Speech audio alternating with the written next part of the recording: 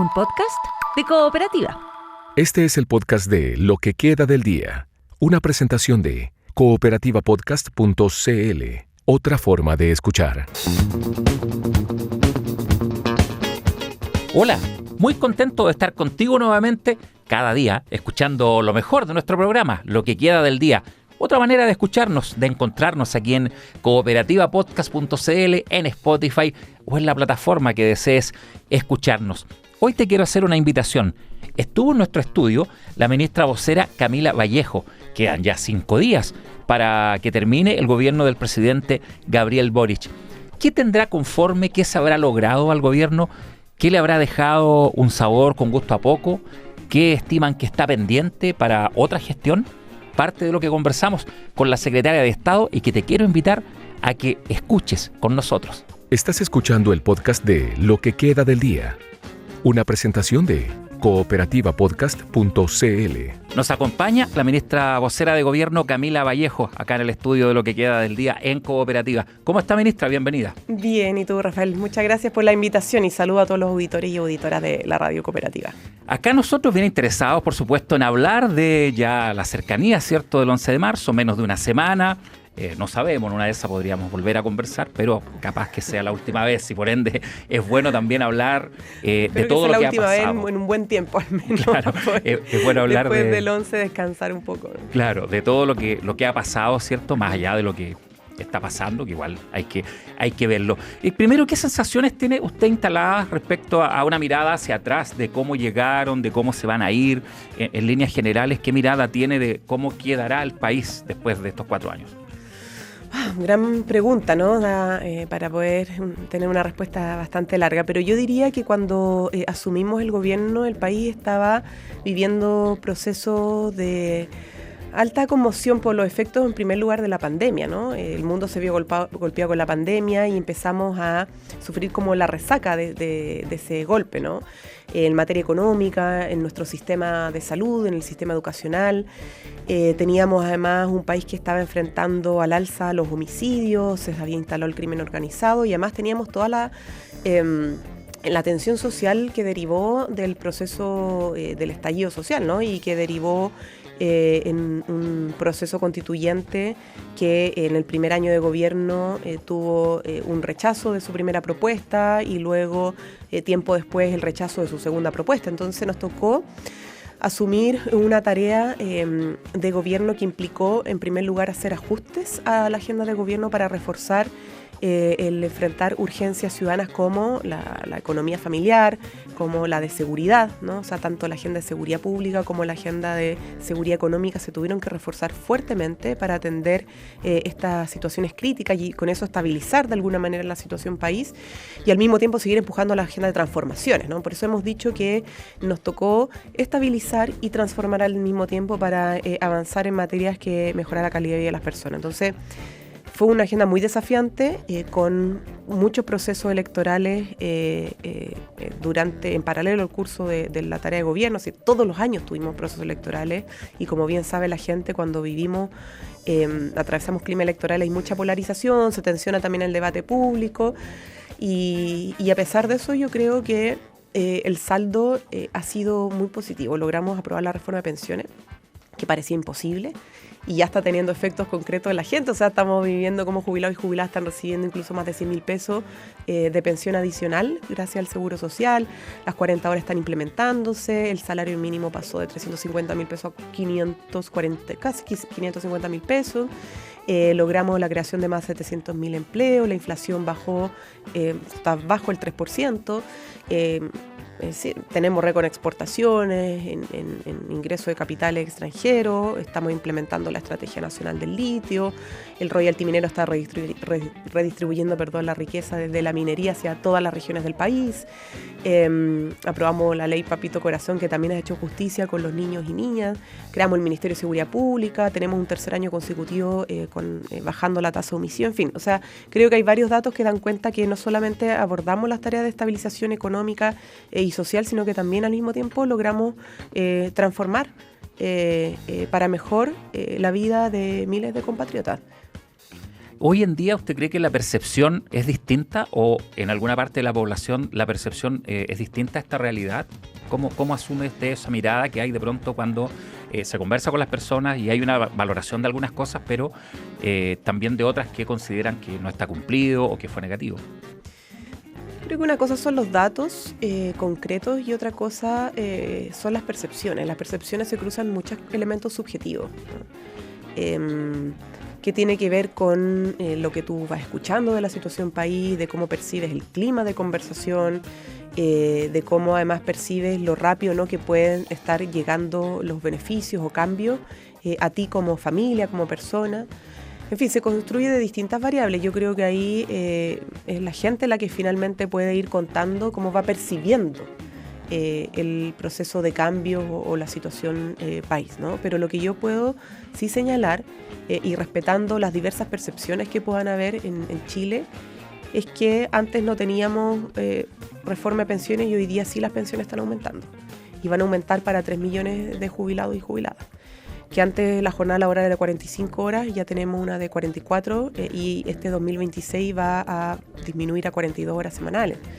Que el salario mínimo aumentó y junto con ello también los ingresos reales de nuestros compatriotas llevamos más de 40 meses consecutivos al alza, ¿no? Que si bien los homicidios siguen sucediendo en nuestro país, la tasa de homicidio lleva 3 años consecutivos a la baja. Entonces, uno es el debate en torno a las percepciones, hay mucho también de construcción de relato en torno a las percepciones, pero otra cosa es poder también hablar en función de los datos concretos, de la evidencia y nuestra tarea, en función además de respetar la integridad informativa, el derecho de información de la gente, es también hablar de esos elementos concretos, ¿no? Y ahí yo creo que hay, a mi modo de ver, un balance positivo a pesar de que siempre hay cosas que nos quedan en el tintero, ¿no? Y me hubiera gustado, y yo creo que al mismo presidente, avanzar mucho más, pero bueno. ¿En qué le hubiera gustado ese avance más allá? Aprobar la eliminación del CAE. Nosotros hemos estado dando una batalla, bueno, hasta el día de hoy, ¿no? El Congreso ha sido un espacio donde hemos conseguido acuerdos en varias materias, pero en otras ha sido más difícil, ¿no? La oposición nos la ha hecho muy difícil con el tema de la eliminación del CAE, de la condonación de las deudas del CAE, tanto totales o parciales, como también con el proyecto de Sala Cuna para Chile. Y eso, bueno, obviamente no siempre depende del Ejecutivo, siendo minoría, y particularmente en este contexto donde ha habido mucha negativa avanzar en esos dos ámbitos. Entonces, claro, yo hablo con familias donde por un lado agradecen, no sé, la gratuidad que se logró con el segundo gobierno de Bachelet, el aumento de pensiones ahora, pero también son personas que dicen, ¿y cuándo se va a eliminar el CAE?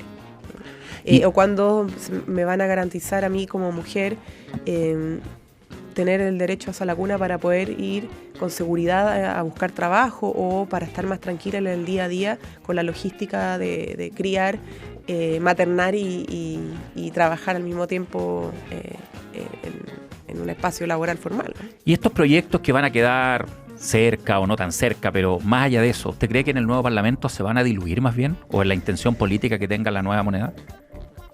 Bueno, vamos a ver, es difícil predecir lo que va a pasar, pero la experiencia que al menos yo tuve, por ejemplo, a nivel parlamentario, es que se renueva el Parlamento, o parcialmente el Parlamento, porque hay gente que se mantiene, parlamentarios que fueron reelectos, que siguen en su periodo y otros nuevos, pero tiende a suceder que los nuevos parlamentarios quieren volver a discutir, ¿no? Conocer los detalles, piden audiencia, entonces como que no sé si se resetea, no es que se resetee, pero tiende a querer nuevamente abrirse espacios de diálogo, de nuevas conversaciones, y eso tiende a retrasar obviamente los proyectos de ley. Yo espero que el proyecto de Sala Cuna se apruebe cuanto antes, por el bien de nuestro país, por el bien de las mujeres, por el bien de los padres y madres, no solamente de las madres, porque hay una brecha ahí que se arrastra hace mucho tiempo. O sea, esto es una discusión de hace décadas, lo injusto que termina siendo que te pongan en la empresa como requisito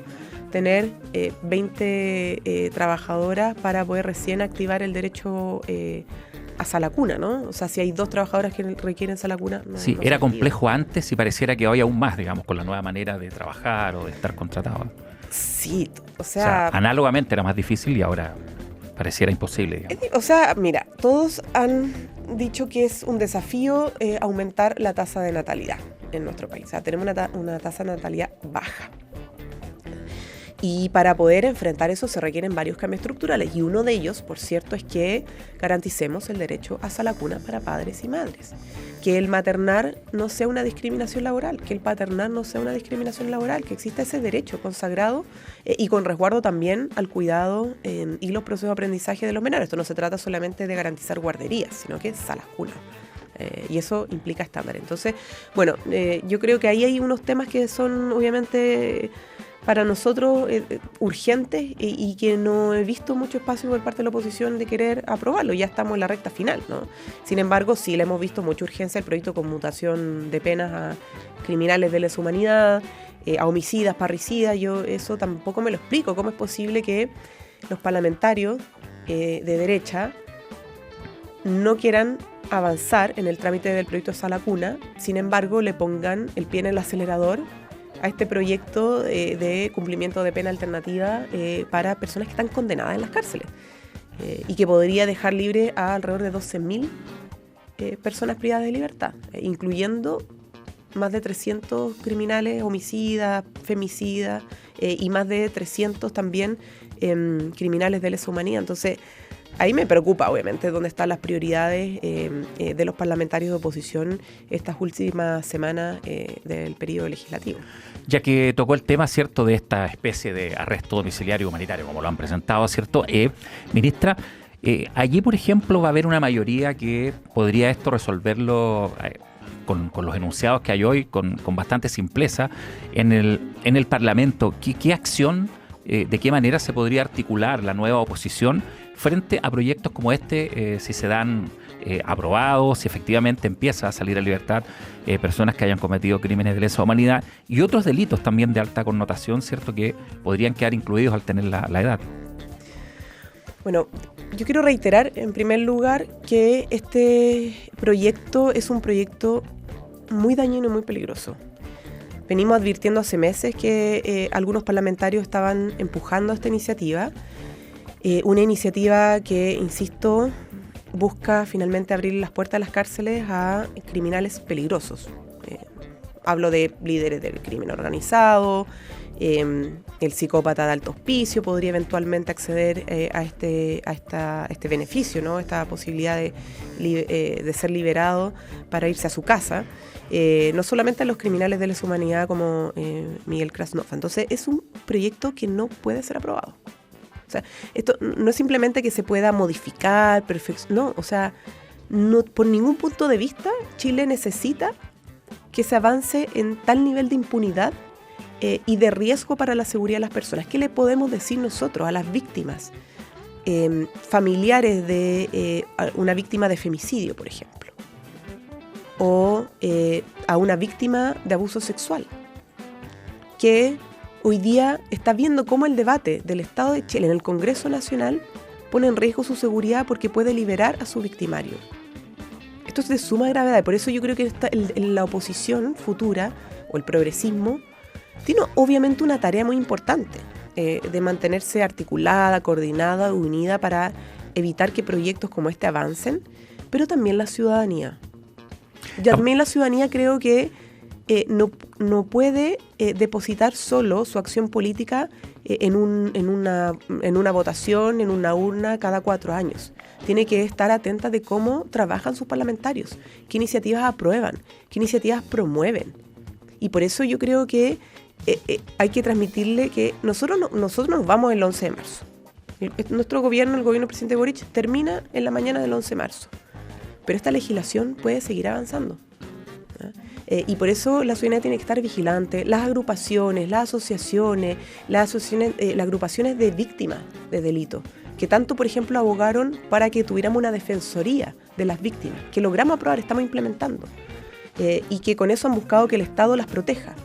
Bueno, también es importante que esas agrupaciones, esa sociedad civil organizada, juega un rol, ¿no? Porque la democracia no se construye solo con los parlamentarios, con los partidos, sino que también con la ciudadanía activa para que, insisto, este tipo de proyectos no vean la luz, porque van a terminar dañando no solo nuestra convivencia democrática, van a dañar la justicia y van a dañar, por sobre todas las cosas, la seguridad de las personas. Ministra, ahí hay un punto bien interesante en esta lectura, en que sin duda que quien lo propone o quien lo aprueba sabe lo que está haciendo. Podrá haber un mensaje, podrá haber una manera de presentarlo, pero son personas conscientes, digamos, de los efectos que van a haber. Pero encuestas, conversaciones, en fin, en el último tiempo, muestran quizás cierto desapego no con el ejercicio de la democracia, pero con el valor que tiene la democracia en algunas generaciones nuevas, por ejemplo.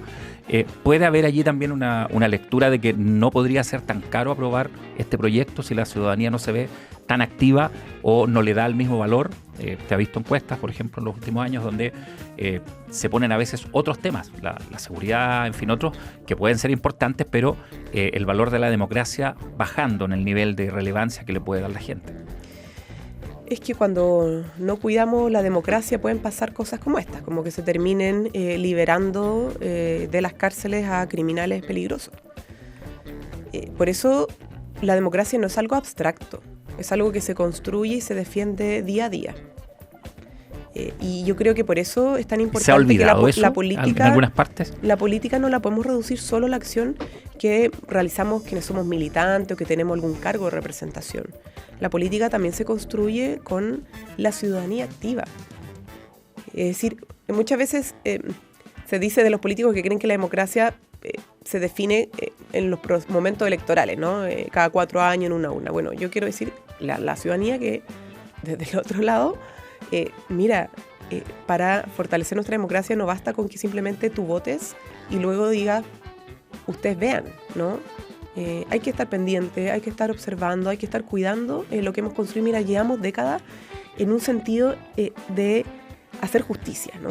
Trabajando intensamente contra viento y marea para que los criminales de lesa humanidad estén en las cárceles, que no tengan privilegio, que haya un plan nacional de búsqueda para poder dar con el paradero de las víctimas de la dictadura militar, para tener además a los líderes del crimen organizado, del Tren de Aragua, distintas células de crimen organizado cumpliendo penas en las cárceles, para que homicidas, femicidas, pedófilos, abusadores estén cumpliendo condena en las cárceles. Y de repente, de un sopetón, un grupo de parlamentarios se le ocurre legislar para liberarlos. No podemos permitir. O sea, es contrario a todo el esfuerzo que por décadas hemos construido, no solo por este gobierno, sino que incluso gobiernos anteriores. Y en eso, por ejemplo, puedo mencionar la administración anterior, que es de otro color político. O sea, veníamos avanzando en otra dirección. Y de repente, so pretexto de razones, entre comillas, humanitarias, que no lo son, se quiere abrir las puertas de las cárceles a posiblemente 12.000 criminales. Yo no veo el sentido de esto. O sea, creo que no puede ser que un sector prometa mano dura contra la delincuencia y al mismo tiempo quiera liberar a criminales de las cárceles antes de que terminen de cumplir sus condenas que estableció la justicia. Ministra, hay una mirada cuando terminan los gobiernos, que es obviamente la mirada que está encima, y después la mirada conforme pasa el tiempo, conforme aparece el nuevo gobierno. Hay muchas frases y eslogan, ¿cierto?, para calificar un gobierno cuando está terminando, y después cuando parte otro a veces están un poco matizadas. De hecho, hay una frase de cómo va a envejecer esto. ¿Usted cómo cree que va a envejecer? No sé si el legado, pero la gestión, lo que hizo este gobierno, ¿cómo va a envejecer la gestión del presidente Boric? Wow, es difícil adelantar eso. El tiempo lo va a decir, la ciudadanía lo va a decir. ¿Mejor o peor de cómo está ahora, por ejemplo, la mirada? O sea, no sé, siempre se dice que después de que terminan los gobiernos como que existe una mayor valoración en la mirada hacia el pasado, retrospectiva, pero yo no me adelantaría a eso. Lo que yo sí puedo decir, y me he tomado ya esta tercera vez que creo que me tomo la licencia, a pesar de que el presidente Gabriel Boric no le gusta hablar de legados, pero yo creo definitivamente que si tuviera que elegir un principal legado del presidente Gabriel Boric es haber avanzado un poco más en justicia para los adultos mayores de nuestro país, con un poco más de dignidad con la reforma de pensiones. Yo creo que es sumamente significativo que el presidente Gabriel Boric, siendo un presidente relativamente joven, haya avanzado en reparar una deuda histórica hacia las personas mayores. Nosotros en su momento luchamos muy fuertemente por alcanzar la gratuidad de la educación. Con Michelle Bachelet en su segundo gobierno avanzamos en esa dirección. Y por cierto que en otras materias educacionales hay cosas que todavía faltan, como hablamos del CAE, pero que haya tenido que suceder un tercer gobierno que planteó una reforma de pensiones liderado por un presidente joven para que recién se destrabara la reforma previsional. Yo creo que es un hecho importante y es un hecho histórico. Y no es simplemente discurso, se logró mediante mucho esfuerzo, mucho diálogo, con un acuerdo difícil que parecía imposible, pero que se alcanzó y que está teniendo efectos concretos, materiales. No es solo una ley aprobada que quedó ahí en un archivo, o sea, es una ley que está generando cambios, que ya está produciendo aumento de pensiones a personas que tenían que, lamentablemente, decidir entre comprarse el medicamento para hacer un tratamiento de salud a comprar un buen plato de comida, ¿no? Y eso ya se está superando, ¿no? Con el aumento de las pensiones la gente no tiene que decidir en optar por derecho o en comprar insumos tan básicos como medicamentos o alimentación. Ministra, ya en la parte final de esta conversación, ¿cómo espera que se concrete el cónclave de mañana? ¿Qué le parece que no estén llegando algunos partidos o que haya generado ruido en algunos acordar si ir o no ir? Mira, este primero es un conclave que se pensó no solo para los partidos de gobierno, sino que principalmente para los partidos del mundo progresista que estuvieron detrás de un proyecto que se la jugó en el proceso electoral pasado, ¿no? Pero tienen su legítimo derecho, por ejemplo, el Partido Demócrata Cristiano a decir que no asiste, ¿no? Al final esto no se trata del gobierno, se trata de un espacio donde partidos del mundo progresista, desde la izquierda hacia el centro, puedan reunirse para reflexionar sobre el presente y futuro del progresismo, entendiendo lo avanzado, recogiendo obviamente lo avanzado hasta el momento, pero por sobre todas las cosas, proyectando los desafíos que se vienen a futuro.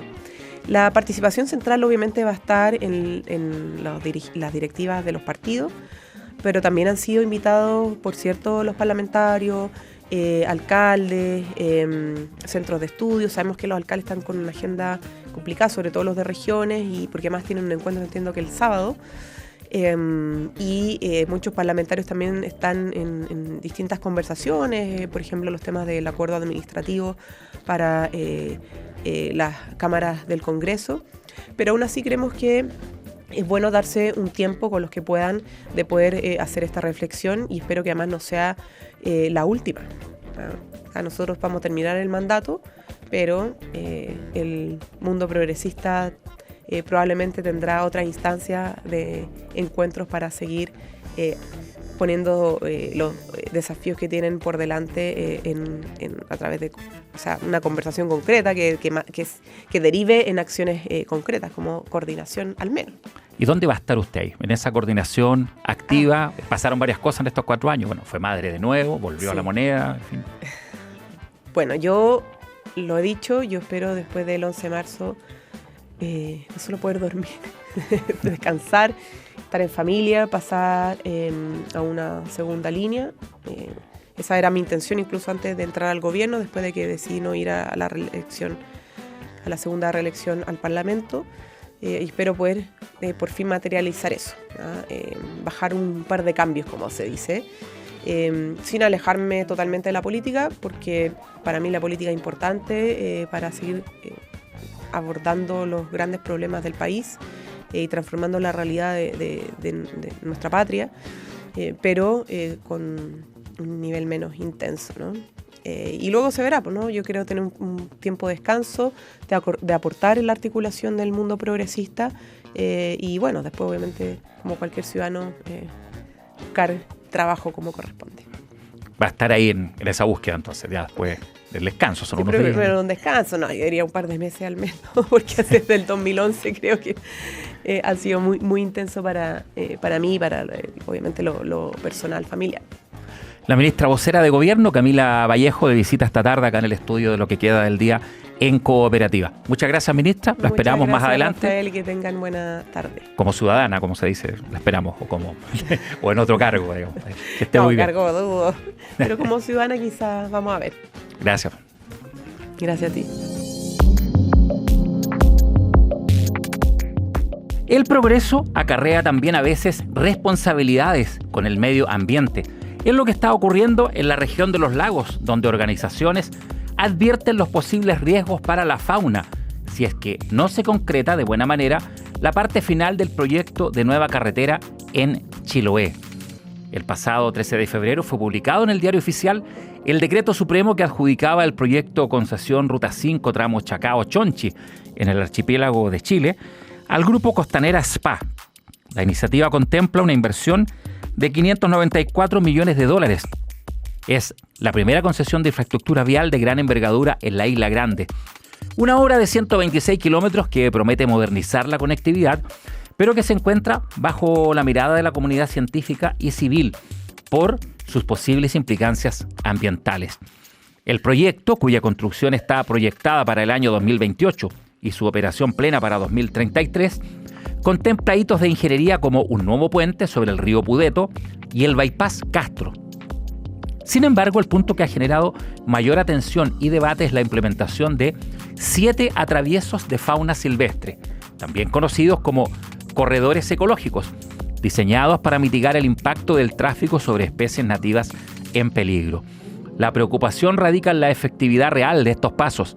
Según datos de Chiloé Silvestre, especies como el pudú, la güiña, el zorro chilote y el huillín son víctimas constantes de atropellos.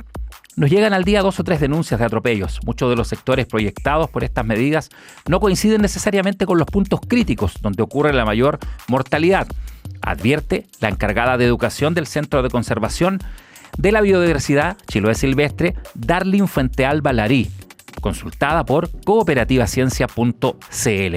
Desde el ámbito de la conservación, la incorporación de criterios ecológicos en obras públicas, en vista como un avance necesario, aunque tardío. Fuentealba Larí valora la iniciativa como un hito nacional, pero dice que también hay que tener cierta cautela, porque refleja un avance en la integración de criterios ecológicos, pero que como país se está aún al debe en este ítem.